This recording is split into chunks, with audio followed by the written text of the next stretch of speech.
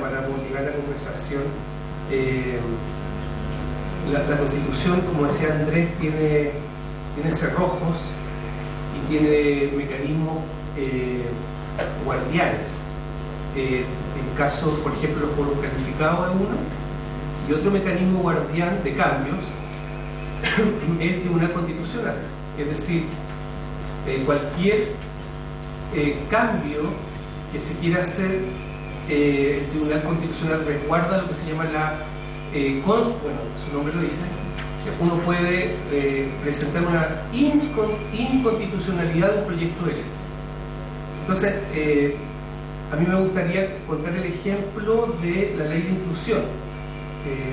Todos sabemos lo que es la ley de inclusión, ¿cierto? Sí. Quizás explicar un poquito cómo está casi si ustedes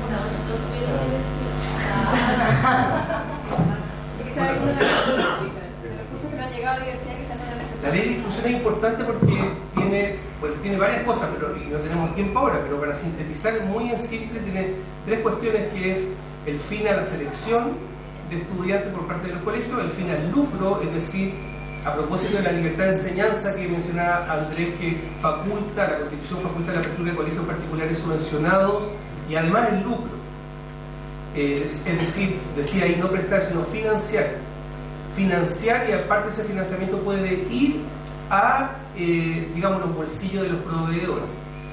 Y el copago, que fue implementado en el año 93, y sabemos que el copago generó segregación escolar. Entonces, esas tres cuestiones, fin a la selección y creación de un sistema de admisión, fin al copago y fin al lucro, es lo que, bueno, ustedes los estudiantes en el 2006 llamaban los aspectos de mercado de la educación chilena. La ley de inclusión, entonces, que se discute durante el año 2015, lo que hace tiene esos tres componentes, y es muy importante porque uno de sus objetivos, por lo tanto, es no discriminación, que la capacidad de pago no se conecte con tu posibilidad de acceder a una educación, etc.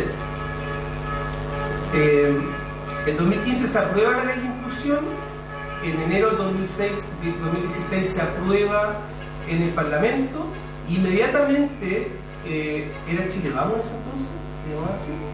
La derecha, era la Alianza por Chile, bueno, la derecha, era Chile Vamos, presenta un recurso de inconstitucionalidad de la ley de inclusión.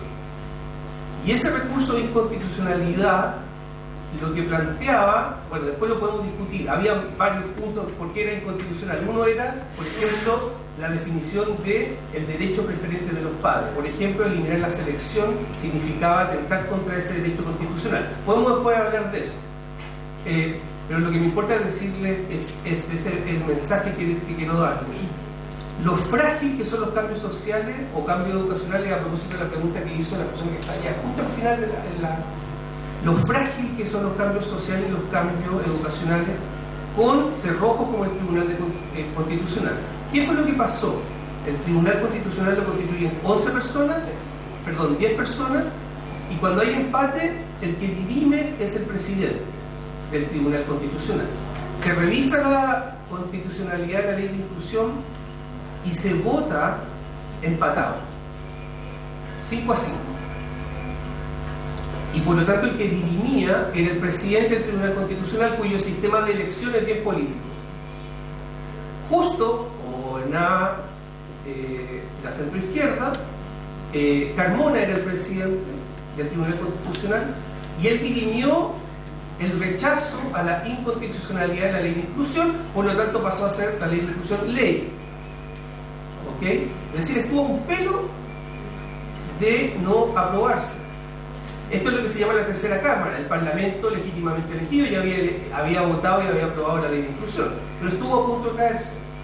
Y eso muestra la fragilidad que tiene ciertos cambios. ¿Por qué digo esto y por qué digo fragilidad? Porque 3 meses después cambió el presidente del Tribunal Constitucional y pasó a ser, ¿cómo se llama?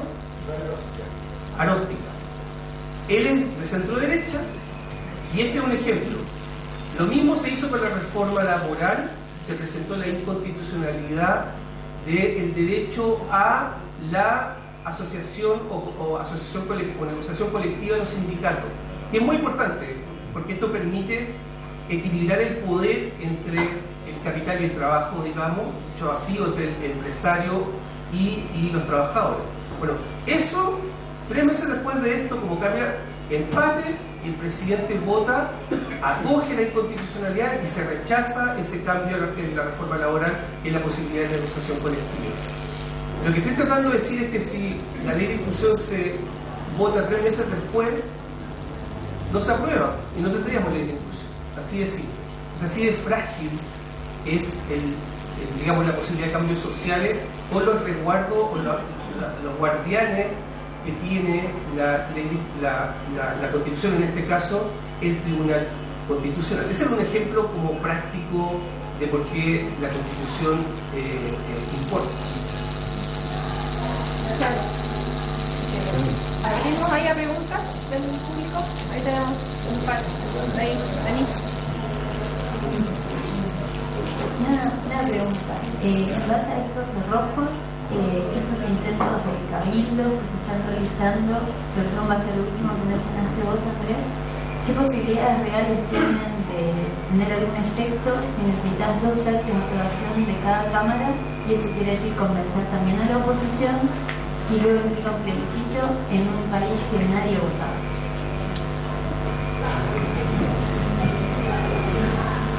Tiene muy poco efecto y entrando al campo de Rodrigo, se parece mucho a la constituyente chica de 1925.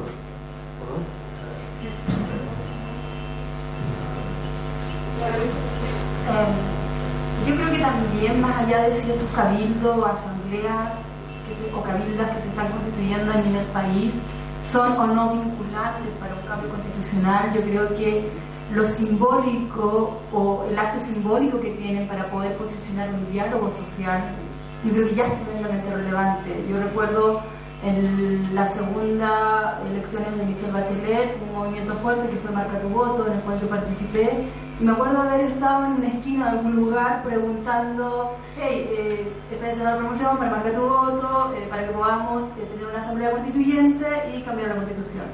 Y recuerdo gente que a simple vista parecían ser educados, decirme: ¿qué es la Constitución? Entonces, la siguiente semana tuve que cambiar mi discurso y decir: ¿usted sabe lo que es la Constitución? Y empezar a hacer estos vínculos y estos links que Andrés hizo en términos de cómo la Constitución nos impacta en nuestra vida cotidiana, cómo la Constitución está linkeada a los precios, al derecho de aguas, a cómo nos podemos mover libremente en el país, etc. Por lo tanto, para mí, o al menos mi elección durante los últimos 8 años, pero al mismo tiempo y fuertemente esta semana, es de qué manera nos podemos sentar como sociedad a dialogar y pensar cómo esta Constitución actual y las que se han hecho históricamente no representan o representan los intereses de una ciudadanía o representan los intereses de unos pocos. Yo creo que cuando vemos que un modelo hace agua, y que es un poco lo que explicaba Andrés de cómo está linkeado el modelo económico con la Constitución, cuando vemos que un modelo hace agua, lo que llegamos a una conclusión, o llegamos a una conclusión súper simple: no nos está representando, por algo estamos en la crisis que estamos. Yo creo que más allá de si estos diálogos ciudadanos son vinculantes o no, para mí ya el solo hecho de poder reflexionar y poder materializar cómo la Constitución nos afecta es un tremendo paso como sociedad.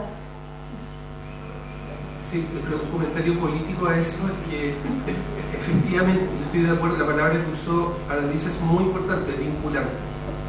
Comparto que los cabildos lo que está mostrando es que hay una demanda constituyente desde abajo hacia arriba, y eso está expresándose, porque está como proliferando en toda la sociedad. Entonces eso, estoy muy de acuerdo con eso, pero la palabra vinculante aquí es clave, porque esos cabildos no van a ningún lado en términos legales. Y Andrés lo explicó bien, si el presidente nos llama a un plebiscito que permita destrabar el cerrojo de llamar a una convención constituyente, esto no va a ningún lado. Y para hacer eso necesitas quórum calificado, y para hacer eso la derecha en el Parlamento, una parte muy importante, tiene que estar de acuerdo. Y en este momento, Evópoli, que se supone que son el partido nuevo joven más progresista, ni ellos están de acuerdo, parte del RNC. Por lo tanto, en este momento es un momento delicado, porque para abrir el cerrojo no hay acuerdo. Gracias. ¿Me dio la pregunta por acá? Hola, es una pregunta más bien de lenguaje técnico que no tengo muy claro. ¿Cuál es la diferencia entre que el Estado deba financiar y prestar, por ejemplo, educación? Que la obligación del Estado, por así decirlo, el mínimo que se establece que el Estado tiene que hacer es asegurar que haya financiamiento para prestar educación. Y ese financiamiento puede ser dado por proveedores privados o públicos, como es actualmente en Chile. Si la obligación del Estado hubiese sido de prestar, tú habrías tenido que tener un sistema, creo yo, esa es mi interpretación, pero todas estas cosas no son interpretables, un sistema financiado para que el Estado preste el servicio educacional, y otro sistema que podría ser el de subsidio público a la educación privada, que es el sistema que existe en todas partes del mundo, donde hay educación pública y privada. Súper corto, es muy importante la pregunta, porque esto es lo que explica por qué no tenemos educación pública. Lo que hizo la Constitución de los 80 fue consagrar que el Estado no fuera un proveedor, pero sí financiar. ¿Y cómo financia? Bueno, a los colegios municipales y a los particulares subvencionados que son privados. Y eso explica por qué llegamos al nivel de atomización de la provisión educacional que tenemos en Chile, que es extrema en el mundo. En Chile tenemos alrededor de 4.500 sostenedores particulares subvencionados, y el 85% de ellos tienen un colegio. ¿Se entiende? Y eso es atomización total. Entonces la palabra financiar, que ponen la plata, pero no ponen el sentido, los propósitos y sobre todo cierta igualdad de oportunidad en cómo se provee. Porque cómo me gasto la plata lo decide cada proveedor. Y eso es lo que muestra la desigualdad en la oferta y la extrema privatización de la educación subvencionada por el Estado, no prestada por el Estado.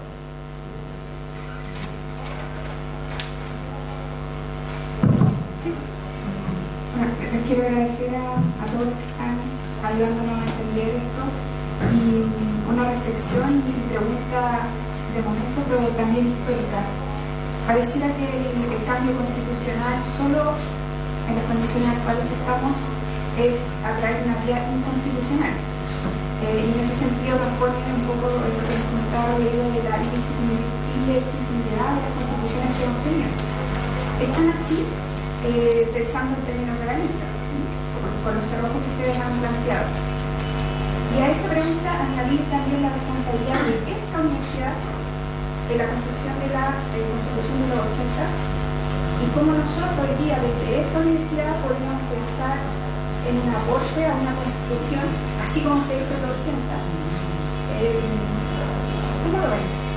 ¿Es factible o no es factible una vía inconstitucional para construir una Constitución que nos represente?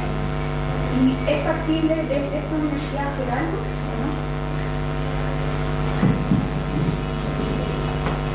Aquí Rodrigo me va a poder corregir, pero hasta donde yo entiendo, todas las constituciones chilenas han sido hechas, digamos, inconstitucionalmente. O sea, nunca una constitución ha sido hecha por el Congreso. Se ha creado un mecanismo ad hoc y después se plebiscita. Eso ha sido el mecanismo, incluyendo la Constitución del 80, así fue como se hizo. Si uno quisiera tener una asamblea constituyente, lo que sería necesario es que con los quórum que yo les mostré, el Congreso y el presidente estuvieran de acuerdo en modificar la Constitución para permitir el llamado a elecciones para elegir una asamblea constituyente, y que estableciera, sería algo así como, una ley establecerá cómo funcionará. El presidente de la ley dice cómo funcionarán esos representantes electos. Ese tenía que ser el camino, que es lo que dice Alejandro, que parece que hoy día la clase política no está para eso.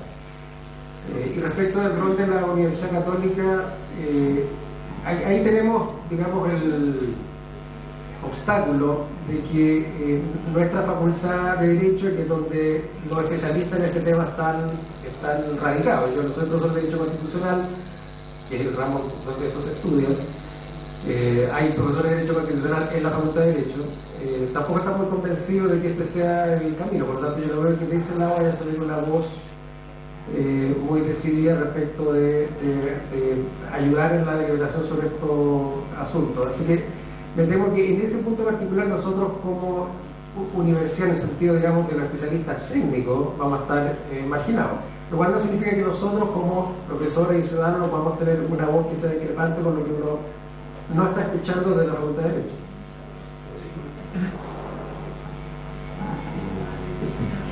Yo creo que la pregunta, mirando históricamente las constituciones, ¿cuál es el input que generó, por ejemplo, la Constitución del 25? ¿Cuál fue lo que la generó? Claro, uno piensa, fueron los militares jóvenes, digamos, fue la oficialidad joven que quería más Estado. La pregunta yo creo que ahora es, ¿cuál es el input de la sociedad civil, la sociedad civil, como se llama, de la sociedad, que va a generar, en el fondo, de afuera para adentro, digamos? Porque si el 24 fueron los militares, fue una incipiente movilización social generada por algunos partidos, algunos movimientos, se estaba rearticulando el movimiento social, se estaba rearticulando el movimiento feminista, se estaba rearticulando diferentes movimientos sociales, generaron presión. La pregunta ahora es, ¿cuál es la presión ahora, digamos? ¿Cuál es el input ahora que hay que hacer? Y ahí tiene la pregunta de qué tipo de política, digamos, de la sociedad va a ir hacia el Estado que genere esa transformación.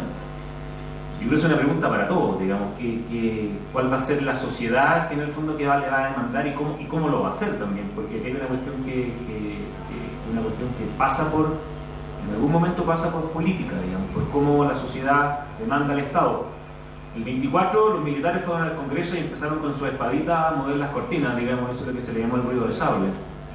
Y posteriormente los militares intentaron hacerlo en numerosas ocasiones, un montón de complots, pero el Estado ya tenía la capacidad para neutralizar esos movimientos.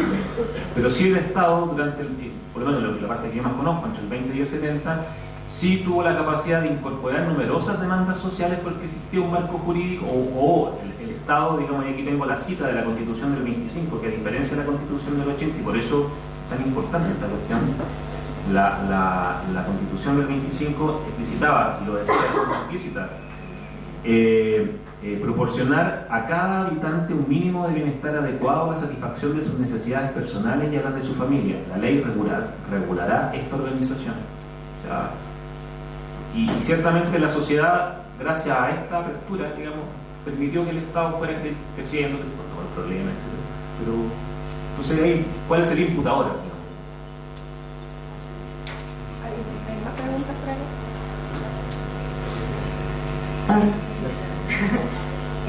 Yo tengo una pregunta acá como por el tema de la Constitución, si es que es efectivamente el sistema subsidiario que estaba puesto tras la Constitución el que genera todo este problema, o es la interpretación que se hace de este, porque por ejemplo, no sé, como con esa frase o sea, la cita que acaban de leer, como que no sería incompatible tampoco con cómo se tiene al final el sistema subsidiario, entendiendo lo que es el que tiene que garantizar, o sea, que siendo el Estado que tiene que garantizar los derechos cuando el privado no puede o no quiere, eso es en las dos opciones, como al final sería entonces garantizar ciertos mínimos siempre.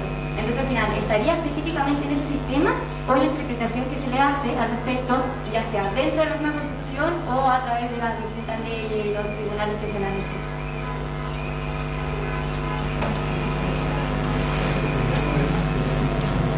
En el actual orden constitucional, el árbitro de la posibilidad de ese cambio es el Tribunal Constitucional. Esa es la autoridad final sobre cómo se interpreta la Constitución.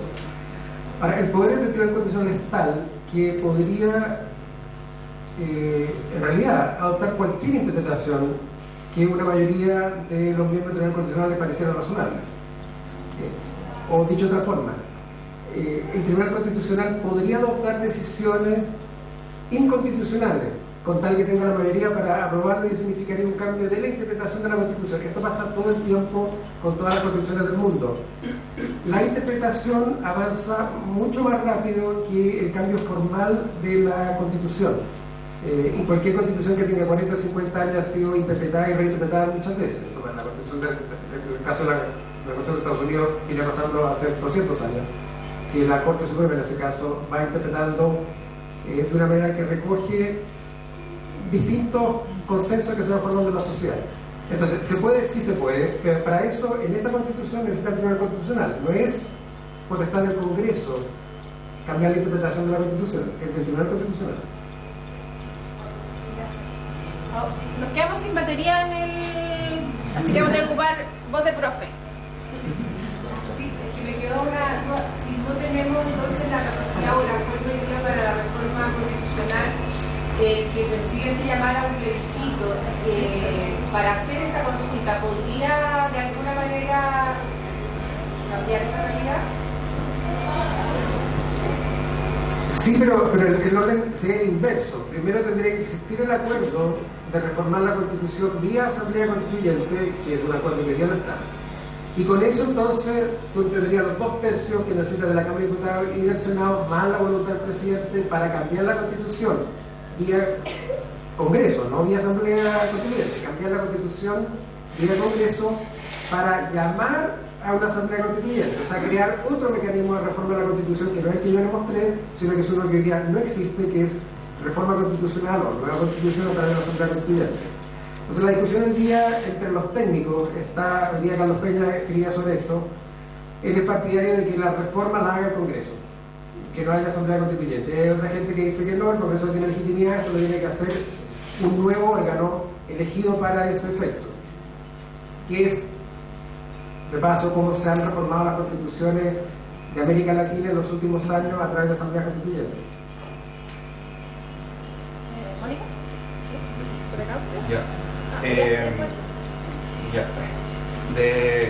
O sea, de mis estudios anteriores, que fueron en Derecho, tenía entendido de que, de lo poquito que aprendí, de que el presidente tiene potestad administrativa y puede emitir decretos supremos para ello.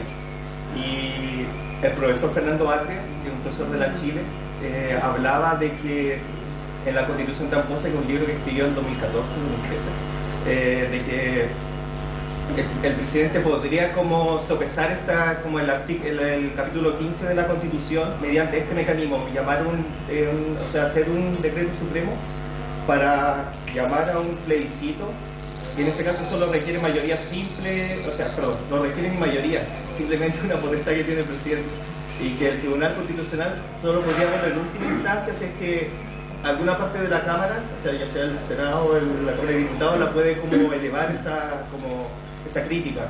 Pero si en un contexto práctico, si por ejemplo, como ocurrió en 2013, de que la nueva mayoría tenía mayorías en ambas cámaras, no podría haber tenido ninguna limitación y podría haber llamado plebiscito.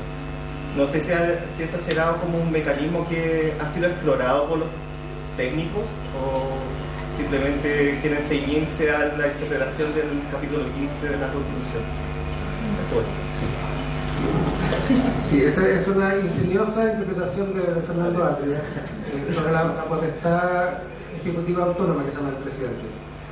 Efectivamente tenía más sentido cuando Bachelet era presidenta, porque ahora no hay ninguna posibilidad de que Piñera vaya a firmar ese decreto supremo, que tendría que, en todo caso, ser aprobado por el Contralor, porque todos los decretos supremos van a tomar razón de la Contraloría, el Contralor tiene que estar de acuerdo, y siempre existe la posibilidad de que una mayoría de cualquiera de las dos cámaras pudiera llevar el asunto al Tribunal Constitucional, y seguramente el Tribunal Constitucional actual, que tiene una presidenta, María Luisa Bram, que fue segundo piso de la moneda del primer gobierno de Piñera, eso me confiesa el presidente, estaría abajo el decreto supremo. Así que yo no lo veo muy factible en el actual clima político.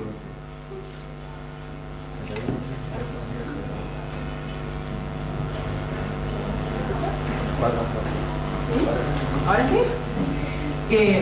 Respecto a lo que estabas diciendo tú, Andrés, quería saber qué experiencias internacionales nos podrían iluminar ahora, podríamos mirar casos parecidos o en el fondo que nos dieran luces, de qué mecanismos podemos adoptar para transitar en ese camino. Ahí en América Latina hay un lote grande de casos de transformaciones constitucionales bien importantes en los últimos 20 años, que en general han generado textos constitucionales bien extensos, con súper amplios catálogos de derechos y obligaciones del Estado, que generan el siguiente problema, que yo creo que esto se ha dicho acá en el debate constitucional chileno y es bien importante. Si uno quiere tener un sistema político que permita algo distinto a lo que nosotros tenemos en Chile, es decir, que la Constitución no predisponga a favor o en contra de ciertas políticas públicas, que el Congreso, los representantes electos pudieran definir como valiosa y deseable. Si tú crees que la Constitución no se meta en eso, las constituciones tienen que ser lo más escuetas posible. Entonces la experiencia que tú tienes acá es que no, o sea, dicen un montón de cosas, muchas veces son contradictorias, y por lo tanto finalmente esto termina siendo resuelto por los órganos de interpretación constitucional, que son en la mayor parte de los países son tribunales constitucionales, y en los menos países son la Corte Suprema la que finalmente decide en materia constitucional. En los países desarrollados, las constituciones en general no se cambian, lo que cambia es la jurisprudencia del órgano máximo. Entonces, la válvula de ajuste constitucional a los cambios políticos se da por los jueces. Son los jueces los que tienen esa manija. Acá en Chile actualmente también, lo que pasa es que se requeriría, si tú estás pensando en transformación de la Constitución, en lo que yo lo mostré, la interpretación, se requerirían 15 años, más o menos, de jurisprudencia reiterada del Tribunal Constitucional, entendiendo de manera distinta las cosas que yo les puse ahí. Y yo creo que ahora no tenemos esa clase de tiempo para esperar a esos cambios. Por eso la vía, digamos, de los países desarrollados, que es interpretación constitucional acumulativa, yo creo que aquí no hace sentido. Aquí lo que hace sentido es cambiar la Constitución. Otra cosa es cómo eso se logra. ¿Puedo agregar? Aparte yo creo que más allá de la experiencia internacional hay que pensar en el contexto de crisis que estamos, y yo creo que eso le otorga una urgencia y le va a otorgar características distintas a cualquier proceso que se convoque o que se siga de aquí a las siguientes semanas, meses o años. Y yo creo que eso, no estoy segura si tenemos experiencia internacional con un contexto de crisis como el que nosotros tenemos, que es una crisis que yo creo que más incluso de la institucionalidad, una crisis del modelo que tenemos. Y eso nos ha tocado. Y el aferramiento se hizo, o cuán apegados está la institucionalidad actual con el modelo económico imperante, es lo que le otorga la casi imposibilidad que podamos avanzar en un diálogo desde las instituciones y la ciudadanía. Entonces yo creo que también desde ahí ese contexto es único, y un eslogan que dice aquí nace el modelo, aquí muere el modelo. Sin embargo, parece ser que eso es muy, muy complejo en este minuto. Yo creo que el contexto nacional en el que nos encontramos hoy en día, donde lo que hace crisis no es necesariamente la institucionalidad, la gobernabilidad, sino más bien el modelo que obliga a lo otro, yo creo que le da una complejidad diferente a cualquier experiencia internacional que podamos tener. Quería hacer un comentario, por supuesto, advertir que esto es completamente como ciudadano, así que no es mi área de trabajo ni investigación ni nada, es súper como ciudadano, que lo que uno ve es que aquí hay un concepto súper importante en Max Weber, que es la diferencia entre legitimidad de origen y legitimidad de ejercicio, para entender por qué el Estado, en este caso hagamos el paralelo a la Constitución, nos rige, nos norma, articula nuestras vidas, lo que se puede o no, etc. Entonces, digamos, la legitimidad de ejercicio es básicamente que tú pagues impuestos, que tú obedezcas la regla del tránsito, etc. Y de origen, bueno, es la legitimidad de fondo, ese acuerdo social de base, y en ese sentido legitimidad de origen, que permite que todos podamos dar espacio a eso que llamamos legitimidad de ejercicio.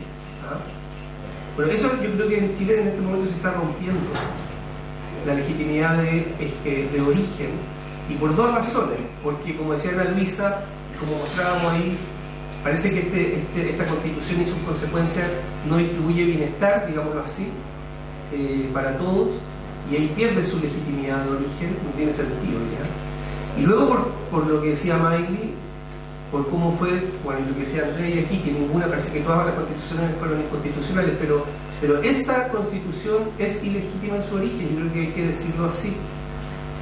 No hay que, yo creo, normalizar el hecho de que todas han sido inconstitucionales. Lo mencionó al pasar Rodrigo.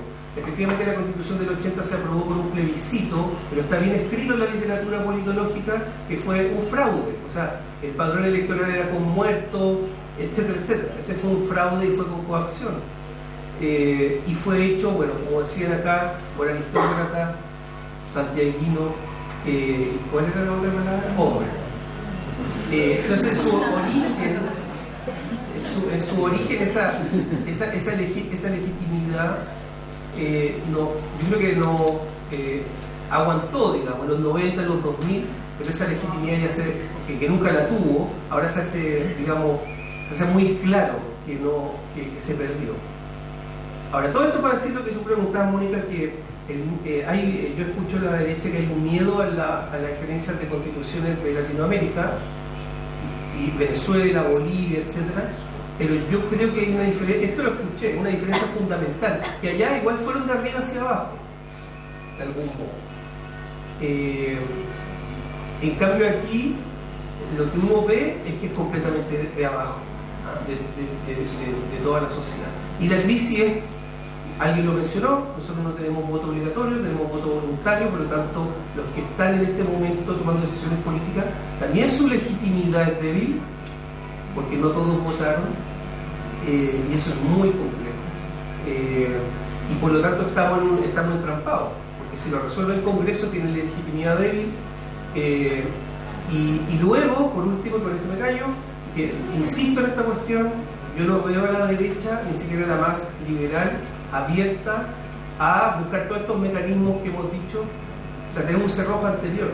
Ellos están hablando de reforma de la Constitución interna, así como hizo Lago y varios otros que se han hecho, que son como parches. Entonces es complejo el escenario. Solo una cosa, esa es la pregunta, más que nueva constitución, ¿qué constitución necesitamos?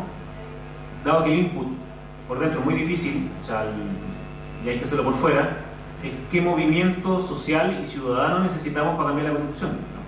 Esa es la pregunta, digamos. ¿Este movimiento que tenemos ahora permite eso o no? Esas son como evaluaciones del momento, digamos, que tenemos que hacer. ¿O qué movimiento necesitamos también? Porque es con política o con políticos, o sin política y sin políticos. O sea, son como evaluaciones sobre las que también tenemos que decidir, porque yo creo que lo que viene ahora es participar, digamos. Ahora, ¿en qué vamos a participar? ¿Vamos a participar en partidos políticos o vamos a participar en movimientos sociales? Ahora, ¿en qué tipo de movimientos sociales? Los movimientos sociales hoy día ciertamente tienen una característica súper distinta a la del siglo XX. O sea, hemos hablado de Constitución del 80, Constitución del 25, pero prácticamente eso ya es como siglo XX. Y siglo XX parece que las formas de politización eran otras. Entonces, la evaluación, yo creo, son muchas evaluaciones, pero una de ellas es en qué movimiento social y político estamos dispuestos a participar y también en cuál no. Porque probablemente mucho de lo que están acá, o como, no sé, hoy día se insiste de manera muy majadera, es que no necesitamos cambio constitucional. Si obviamos esa respuesta. Lo que decimos que sí, a través de qué movimiento social vamos a hacerlo.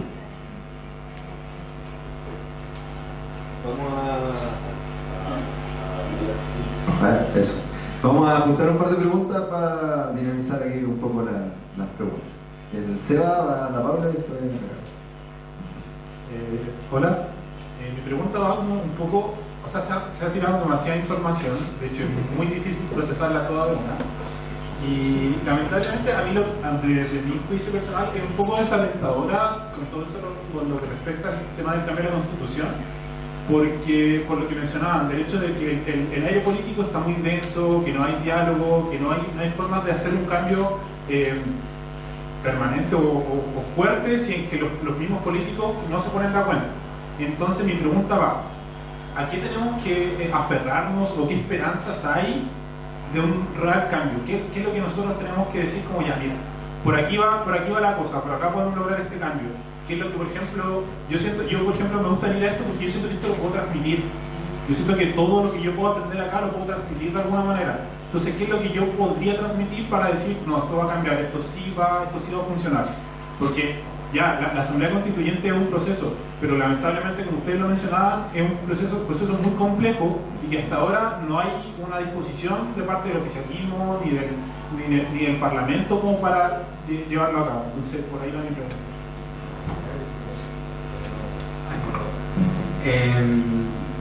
Quería retomar un punto que usted había dicho, que era que más que el problema sea la Constitución, hay un problema del sistema, un sistema económico que es el que perpetúa toda esa desigualdad, que es el neoliberalismo. Entonces mi pregunta iba, ¿cómo podemos atacar el neoliberalismo sabiendo que no no es como un lugar físico como en la moneda que podemos llegar y quemar o en la casa de la una, sino que no es algo físico, sino que ya se ha vuelto un estilo de vida que se nos ha impuesto. Entonces, ¿cómo podemos atacar? Que ese es la base de todos nuestros problemas. Y ahí, como mi percepción es que la constitución, una nueva constitución, puede ser parte de la solución. Entonces, quería preguntarle como de qué otra forma podríamos hacerlo, o quizás ese sea como el camino más importante o el mejor camino que podamos tomar.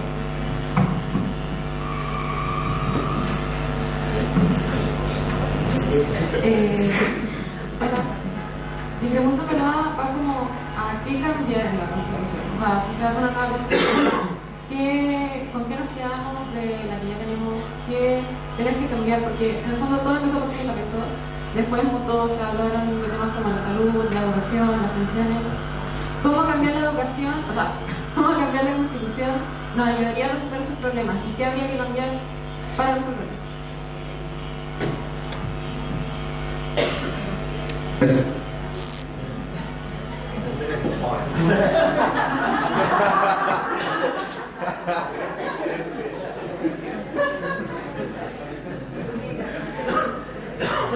Súper interesante y difícil las tres preguntas. Sin ánimo de escapar de las dos primeras, sí es bueno que ustedes sepan qué es lo que dice la Constitución actual sobre un escenario que es posible, que la renuncia al presidente. Si el presidente renuncia antes del 10 de marzo, queda como presidente el vicepresidente, que es el ministro del Interior, Gonzalo Lumen, y él llama elecciones. Hay elecciones presidenciales, entonces, para elegir a alguien por el periodo que le resta al presidente, que serían algo así como 2 años. Si el presidente renuncia después del 10 de marzo, queda como presidente Gonzalo Lumen, el ministro del Interior, hasta que se acabe el periodo actual del presidente Piñera. El presidente, en su entrevista el otro día, dijo que algo que nunca hay que decir, que es que la renuncia no está dentro de los escenarios que él se plantea. Pero el hecho de que él lo mencione ya abre esa posibilidad. Y quizás sea un mecanismo de, sobre todo el primero, si se puede llamar elecciones, en el caso de esto sería de extrema crisis institucional, de solución política, que la gente elija a alguien. Eso es sobre el qué cambiar.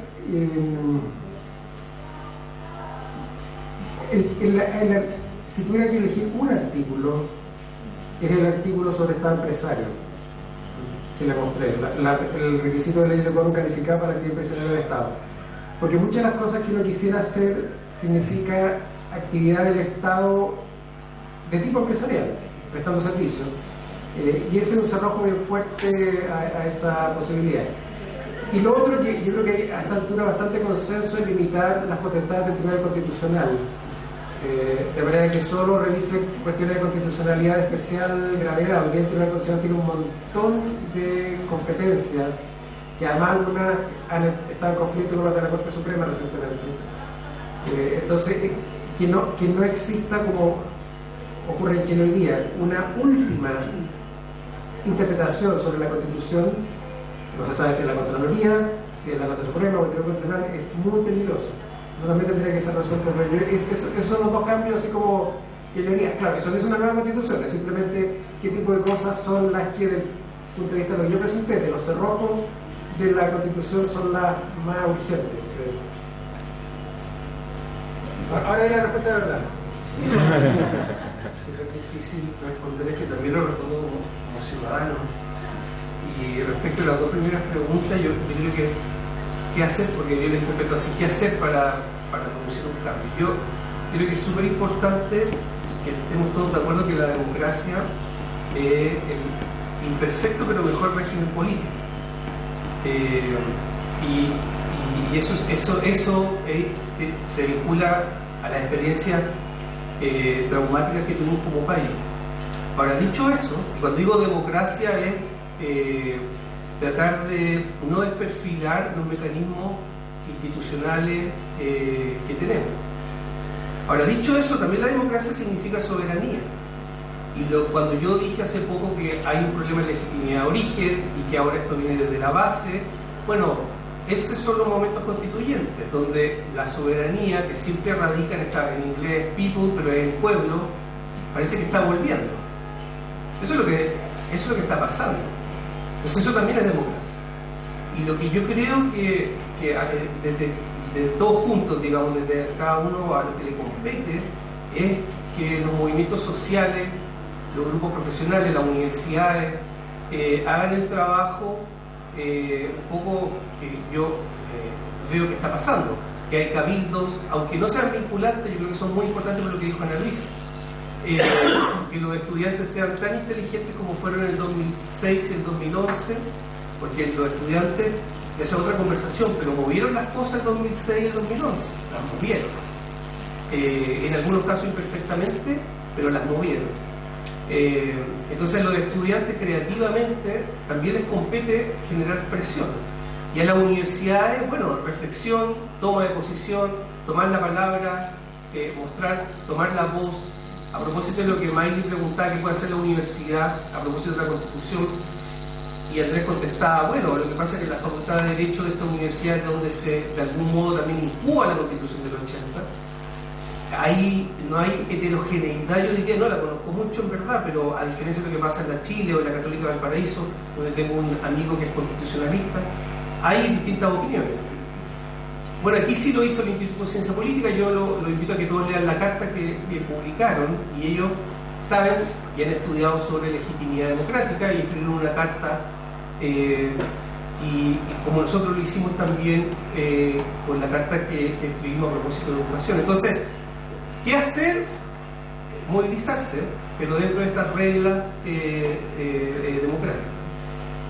Ahora, por último, sobre la otra pregunta de qué cambiar en la Constitución, estoy de acuerdo con Andrés, eso es súper importante por lo que leyó Rodrigo, un rol activo del Estado, y específico en educación, eso que usted leyó, que Andrés le mostró, la libertad de enseñanza y el derecho preferente de los padres, eso es crítico, porque fíjense lo que decía, y cualquier persona va a poder proveer educación solo conforme sea algo así como las buenas costumbres, ¿cierto? Recuerden ustedes que la ley, el 2009, se hizo ahí, se pudo decir que el sostenedor particular subvencionado tenía que tener dos requisitos: tener una educación universitaria y no estar sujeto a pena aflictiva por delitos sexuales. Recién en el 2009, ¿se dan cuenta? En los países donde existe participación privada en la educación, los estándares o barreras de entrada son enormes, tienen que tener experiencia pedagógica, etc. Entonces, cambiar, yo diría sustantivamente, eso que mostró Andrés en la Constitución respecto a la educación es crítico para tener una educación pública fuerte. ¿Por qué? Porque lo que estamos haciendo ahora, ¿cómo decirlo? Es como caminar construir la educación pública ahora con una carga enorme, como un equeco. Es muy difícil con la Constitución que tenemos, por lo que ahí decía. Dos cosas. Yo creo que uno ve la primera ley social en Chile, que fue en 1906, la famosa ley de la silla. Eso fue casi 15 años de lucha social. En 1890 fue la primera huelga general en Chile, 1890. Si uno revisa toda la legislación social en Chile, los derechos sociales, fueron todos conseguidos por lucha. El primer sueldo mínimo en Chile del año 1936 y fue producto de luchas sociales. Y así una larga lista de derechos sociales que se han visto. Entonces, nuevamente la pregunta sobre el movimiento social, cómo el movimiento social presiona al aparato estatal para que éste haga las transformaciones. Alejandro hizo, digamos, ejemplos de cómo en la historia reciente la movilización social presiona al Estado, presiona a la política, digamos, para que éste realice las transformaciones y el tipo de transformaciones que, digamos, está todo abierto para que estas puedan ser, digamos. Y también reflexionando sobre el rol de las universidades, yo creo que si uno también revisa la historia, las universidades hasta el año 70 cumplían un rol sumamente distinto al que cumple ahora, digamos. Yo creo que ahora la universidad, con bastante autocrítica, nos hemos transformado quizá en consultoras del Estado, digamos, en el sentido de prestarle servicio, digamos, mediante licitaciones, mediante eso, pero no marcar la política, digamos, como se hacía en Chile, como la Universidad de Chile, incluso la Universidad Católica, hasta antes de la dictadura, ejercía en Chile una importante influencia en la toma de decisiones en materia educacional, en materia económica, bueno, en muchas materias. Entonces, como también repensando nosotros, digamos, más allá de las licitaciones que son buenas, digamos, porque nos permiten hacer cosas, pero cómo nos pensamos en un mediano plazo también de las transformaciones que la universidad, las universidades y la masa crítica puede hacer, más allá de estar atento a la próxima, digamos, convocatoria que se nos haga. Y ahí, bueno, también, nuevamente, también como movimiento social de las universidades, movimiento de académicos, de investigadores e investigadoras, también presionamos para justamente todo este tipo de políticas que han salido acá, pasar a la transformación, digamos, solamente pasar a lo que hemos hecho hasta ahora, digamos que está muy bien, pero como también pensamos nuevas maneras de relacionarnos con el Estado.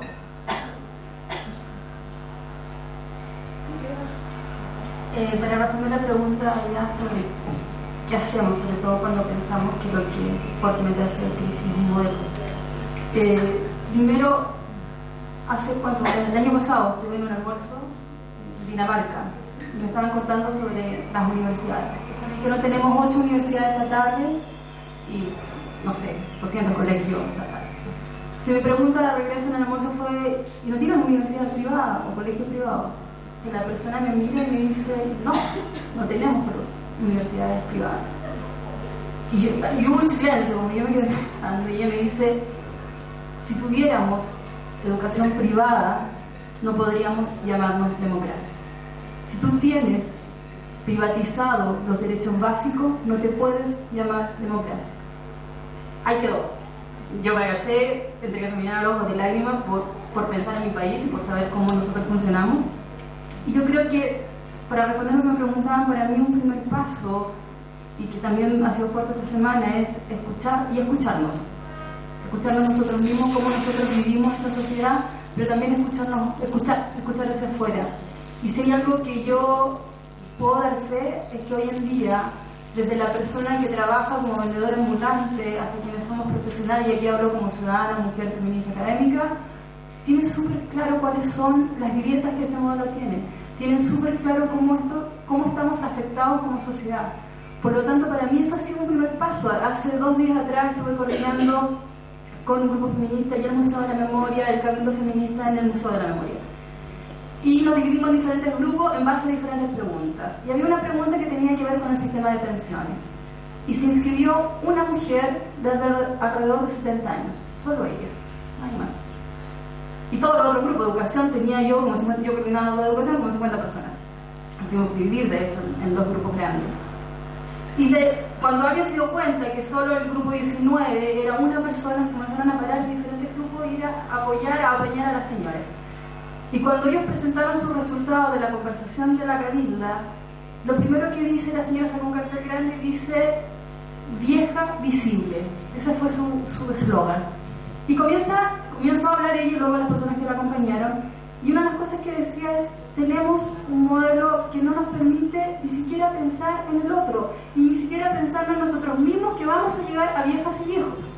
¿Cómo somos capaces de poder imaginarnos una vejez distinta? Y para mí, yo creo que de todas las demandas sociales que hay, el tema de las pensiones, el tema de la vejez, de tener abuelitos suicidándose porque no son capaces de sobrevivir, para mí ya es una razón por la cual debemos cambiar esta constitución.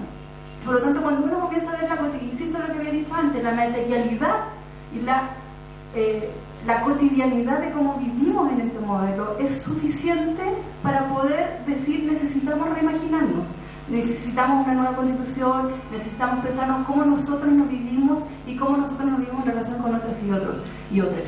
Entonces, para mí ese es un primer paso no menor, y ahí viene la conciencia respecto a cómo vivimos un modelo económico, en este caso neoliberal, y desde ahí para adelante yo creo que hay mucho por construir y reimaginar.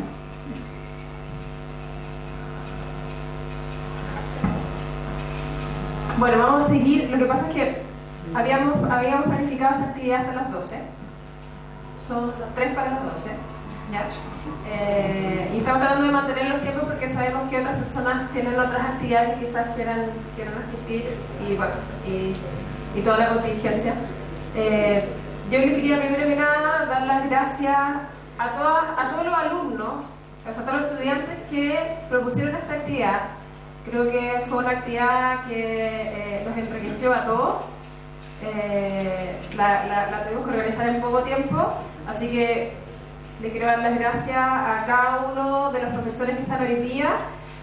¿Por qué los invitamos a ellos? Nunca lo dije al principio, pero bueno, tenemos a Andrés Bernasconi, que es abogado, ¿ya? Por eso es que hablaba de estos temas así como técnicos. Bueno, después ella es especialista en educación superior, pero en el fondo sus pregrados de abogado. Alejandro Carrasco, bueno, y director del Centro de Justicia Educacional, que ustedes ya que lo han escuchado, ahí está el logo.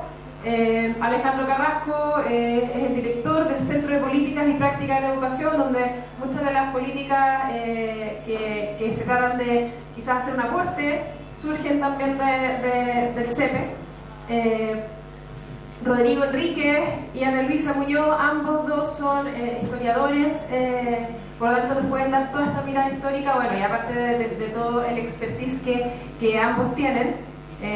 Ana Luisa también ha participado de actos movimientos feministas este último tiempo, así que bueno, yo les quiero dar las gracias a todos nosotros por estar acá, por haber organizado esta actividad. Y le voy a pasar la palabra ahora a Diego, porque mañana hay otra actividad, entonces para como coordinarnos cómo vamos a trabajar mañana y que ojalá que la mayor parte de nuestra comunidad pueda estar. Gracias. Eso. Esta actividad del día de hoy era la primera parte de una actividad que tiene dos partes y que su segunda parte es mañana. Así que la invitación es a todas las personas que participaron hoy día, podamos participar mañana, que queremos hacer un cabildo. Y el cabildo, a diferencia quizás de la asamblea que tuvimos el miércoles pasado, tiene la intención de, y por eso esta parte previa, de mirar quizás qué podemos aportar desde la educación para esta idea de una asamblea constituyente. Entonces la primera parte tiene que ver con cómo nosotros, futuros profesores y personas que trabajan y piensan en la educación desde distintos espacios, nos posicionamos frente a una asamblea constituyente o hacia una nueva constitución, o qué elementos base debería tener una nueva constitución desde la educación, que es quizás la invitación que nos hacían al final. Queremos tener ahí un cabildo sobre eso y al mismo tiempo también terminar de profundizar, que fue algo que nos faltó en la asamblea del miércoles pasado, terminar de profundizar elementos que tienen que ver también con cómo nos relacionamos en la comunidad de la facultad. Para todavía estamos y queremos diseñar hoy día, ojalá ahora, parte de la metodología para trabajar mañana. Y para eso necesitamos manos y personas que nos quieran ayudar. Al mismo tiempo también nos vamos a juntar las personas que estamos sistematizando la reunión del miércoles pasado, también nos vamos a juntar ahora después a ver cómo seguimos. Por lo tanto, invitar a las estudiantes y académicos presentes como que también podamos juntarnos o podamos terminar de pensar la actividad de mañana del Cabildo con también los insumos importantes que surgieron a partir de la discusión que tuvimos durante esta mañana. Entonces esta es la invitación, mañana a las 10.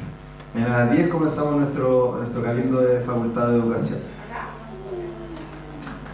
Yo creo que vamos a empezar acá y después vamos a trabajar probablemente en mesa, en el patio. Eso hay que definir la metodología y ojalá se quede gente también a poder aportar y discutir desde la metodología que vamos a ocupar mañana. ¿Sí? Nos juntamos acá las personas que vamos a mirar temas de metodología. Sí, yo creo que es acá. Y las personas de la sistematización nos juntamos afuera. Nos damos un aplauso para terminar.